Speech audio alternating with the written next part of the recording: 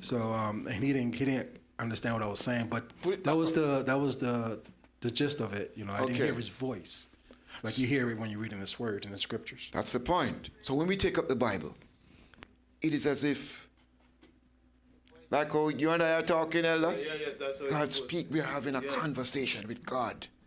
It's like we are hearing the voice of God with our own ears.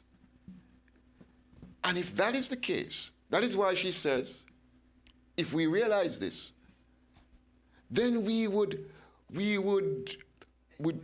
spend more time. We would jump to open the scriptures because we want to hear the voice of God speaking to us. We say it again here.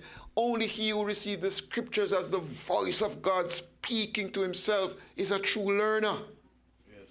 He trembles at the word, for to him it is a living reality.